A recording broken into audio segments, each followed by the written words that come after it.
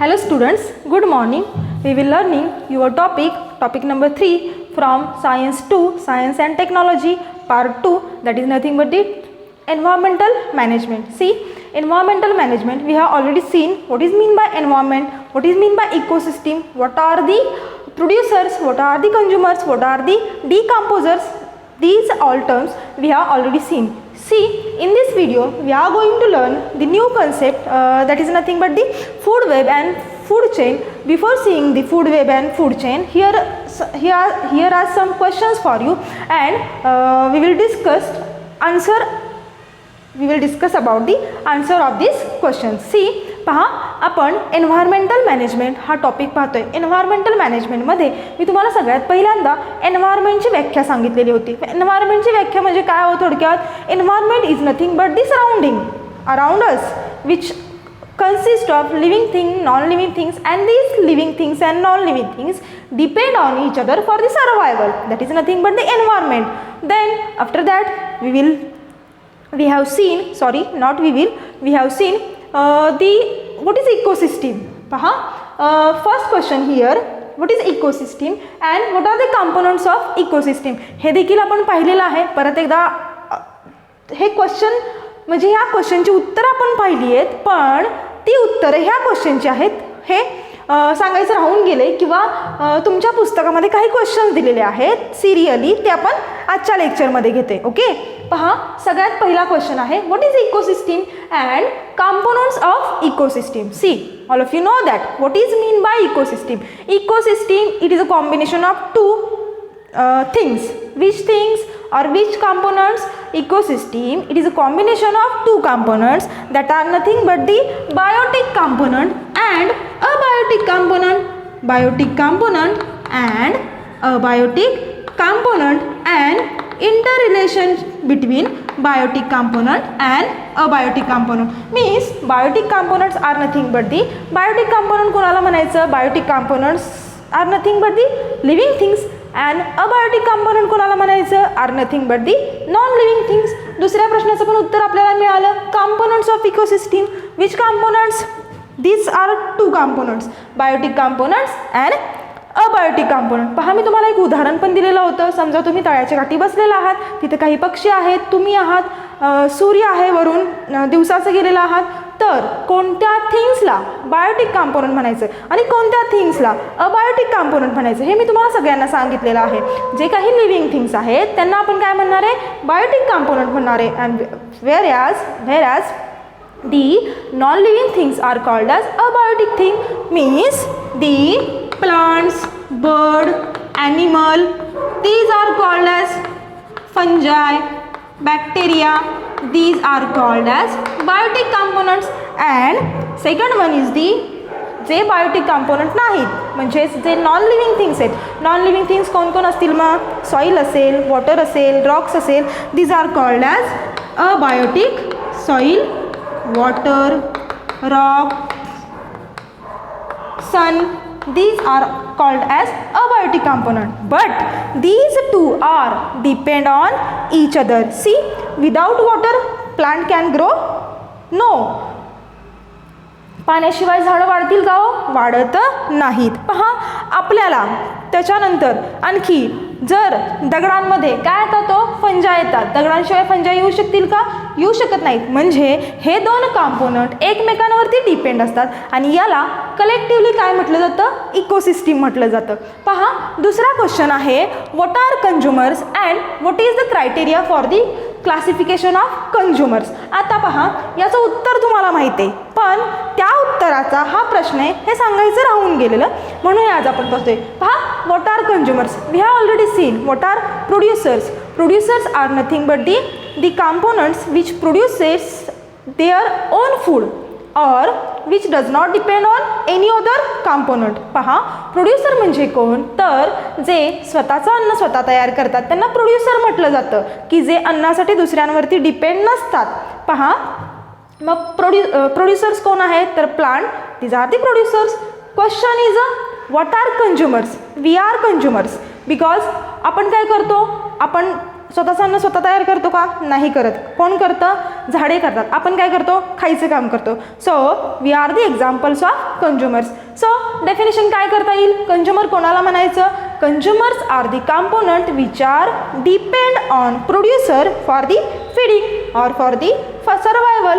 Consumer कोणाला म्हणायचं? तर असे कॉम्पोनंट्स की जे अन्नासाठी प्रोड्युसर्सवरती डिपेंड असतात त्यांना कंझ्युमर म्हणायचं. आता what is the criteria for the classification of consumer? See, there are mainly 3 types of consumer. We have already seen, just introduction seen. Okay, which are that type? First one is the primary consumer, secondary consumer and tertiary consumer. C. Answer आपल्याला पाहायचं आहे. What is the criteria for the classification of consumer? पहा, primary consumer कोणाला म्हणायचं? Consumer म्हणजे समजलं. आता आपण पाहूयात डिकम्पोजर म्हणजे काय, का नंतर सांगू. आधी कंझ्युमर पाहूयात आणि नंतर डिकम्पोजर पाहूयात. पहा, कंझ्युमर म्हणजे जे प्रोड्युसर्सवरती डिपेंड असतात. आता what is the criteria for classification? Here is the three type for consumers. First one is the primary consumer. Primary consumer कोणाला म्हणायचं? तर आता जे प्रोड्युसरवरती डिपेंड असतात. प्रोड्युसर कोण आहे? ग्रास आहे, प्लांट आहे. ग्रास हॉपर काय करतो? ते ग्रास खातो, म्हणजेच ग्रास हॉपर कोण झाला? प्रायमरी कंझ्युमर झाला. आणखी गवत कोण कोण खातं? तर एलिफंट देखील गवत खातो. मग प्रायमरी कंझ्युमर आणखी कोण झालं? Grass hopper, elephant. These two are called as primary consumers because the primary consumers are depend on producers. Okay. Then secondary consumer. Secondary consumer कोणाला म्हणायचं?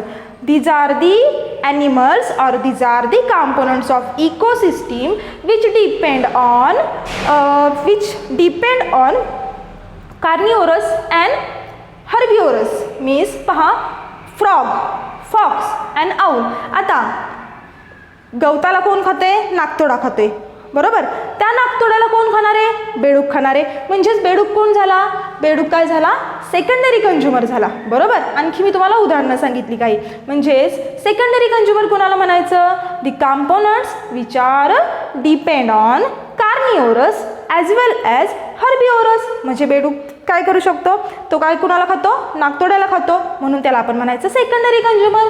आता third one is the tertiary consumer or tertiary consumers are also called as apex or it is also called as top consumers. Okay, then कोणाला म्हणायचं tertiary consumers? तर पहा, आता नाकतोड्याला कोणी खाल्लं? प्रायमरी कंझ्युमर होता. नाकतोड्याला कोणी खाल्लं? बेडकाने खाल्लं. बेडकाला कोण खाणार आहे? हो, साप खाणार आहे. साप काय झाला? साप हा टर्शरी कंझ्युमर झाला. Snake it is an example of tertiary consumer. पहा, आता मग आणखी कोण कोण येतात टर्शरी कंझ्युमरमध्ये? ह्युमन्स येतात, बियर्स येतात. टॉप कंझ्युमर्स किंवा टर्शरी कंझ्युमर म्हणायचं कोणाला? तर the consumers or the components which present on. पहा, कोणाकोणावरती?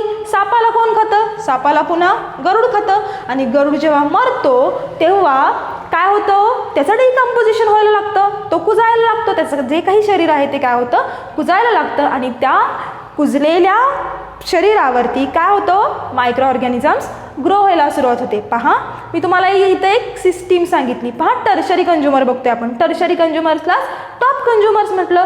टॉप कंझ्युमर्स म्हणजेच कोण? जे हर्बिओरसवरती पण डिपेंड असतात, जे कार्निवोरसवरती पण डिपेंड असतात आणि जे प्रोड्युसर्सवरती पण डिपेंड असतात, त्यांना म्हणायचं टर्शरी कंझ्युमर. आता इथे मी तुम्हाला चेन सांगितली, हां, किंवा एनर्जी फ्लो सांगितला. मग आपल्या प्रश्नाचं उत्तर काय सांगायचं? What is the criteria for the classification of consumer? आत्ता जी काही माहिती तुम्हाला चेन सांगितली, गवत, नाकतोडा, बेडूक, साप, गरुड आणि शेवटी मायक्रो ऑर्गॅनिझम, ही एक जी चेन आहे याला म्हणायचं energy levels. This is called as energy levels और it is also called as tropic levels. And tropic levels is also called as energy pyramid, which you have already seen in a 9th standard. क्वेश्चनचा answer मिळालं. काय criteria आहे कंझ्युमरच्या क्लासिफिकेशनसाठी? तर हा criteria आहे. हा criteria आहे म्हणजेच काय आहे? हो, एनर्जी पिरॅमिडचा क्रायटेरिया आहे. See, the next question is what may be the relation between leg and bird on the tree. पहा, एखाद्या तुम्ही तळ्याच्या काठी गेलेला आहात आणि तिथं खाली तळं आहे, वरती झाड आहे आणि झाडावरती पक्षी बसलेला आहे. तर आपल्याला विचारलं काय, त्या दोघांमध्ये रिलेशन काय आहे विचारले. आता ऑब्विसली रिलेशन असणार आहे, कारण की इकोसिस्टीम म्हटलं की मी तुम्हाला आधीच सांगितले काय असणार आहे हो, त्यातले जे काही बायोटिक कॉम्पोनंट आणि नॉन बायोटिक कॉम्पोनंट किंवा अबायोटिक कॉम्पोनंट एकमेकांवरती डिपेंड असतात. पहा, जेव्हा त्या पक्षाला भूक लागते तेव्हा तो काय करतो, त्या तळ्यातील जे काही मासे असतो तो चोचीने डिरेक्टली चोच मारतो की नाही त्याच्यावरती, भूक लागल्यानंतर ते मासे खातो की नाही, आणि तहान लागल्यानंतर त्याच तळ्यातील पाणी पितो. म्हणजे bird depend on the aquatic organism which present on a lake and also bird drink water on that lake. हे रिलेशन आहे. म्हणजेच काय आहे, इथं इकोसिस्टीम आहे. म्हणजेच हे जे बायोटिक आणि अबायोटिक कॉम्पोनंट असतात ते एकमेकांवरती इकोसिस्टीममध्ये डिपेंड असतात. हे याचं आन्सर आहे. See, next question is what is the difference between the food chain and food web. See, here is the new two terminologies. What is the difference between food chain and food web? See, here is the definitions I have written. First one is the food chain. The food chain is nothing but it is a straight and single pathway for the flow of energy in an ecosystem. पहा, very easy. Food chain कशाला म्हणायचो, तर हा एक single आणि straight pathway आहे for the flow of energy in an ecosystem. म्हणजेच food chain कुणाला म्हणायचं, मी जे तुम्हाला आत्ता एक्झाम्पल सांगितलं की नाही, सूर्य, त्याच्यानंतर गवत, गवत कोण खातं, नागतोडा खातो, नागतोड्याला कोण खातं, बेडूक खातो, बेडकाला कोण खातं, साप खातो, सापाला कोण खातं, गरुड खातं, गरुडाला कोण खातं, खात नाही, गरुडाचं डिकम्पोजिशन होतं, त्याच्या शरीराचं डिकम्पोजिशन होतं. And once the decomposition of that eagle takes place, the micro organism started to grow on this. ही जी काही सिस्टीम आहे किंवा ही जी काही चेन आहे, this is known as food chain. It is a very easy single आणि straight pathway. This example is known as food chain. Food chain म्हणजे काय समजलं, फूड चेन काय आहे हो, एक सिंगल आणि स्ट्रेट पाथवे आहे इकोसिस्टीममधला एनर्जी फ्लोसाठीचा. लक्षात आलेला आहे. पहा, now what is food web. Food web is nothing but the, it is the complicated pathway of an ecosystem consist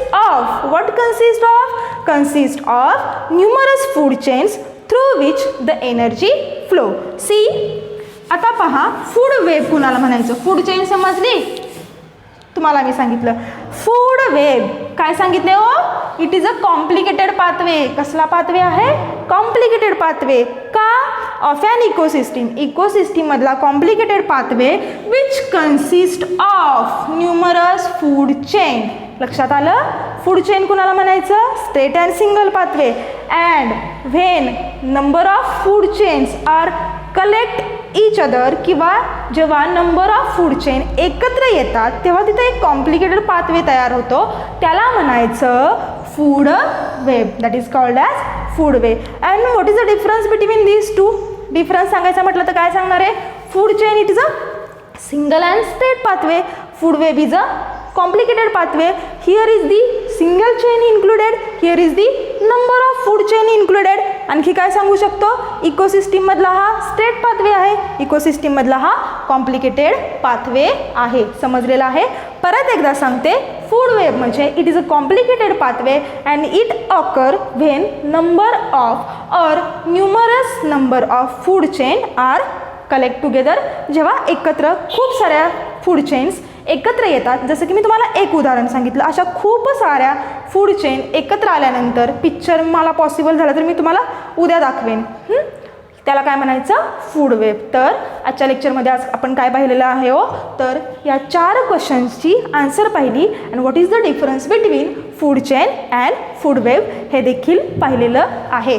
remaining part we will see in next lecture. We will stop here. Thank you.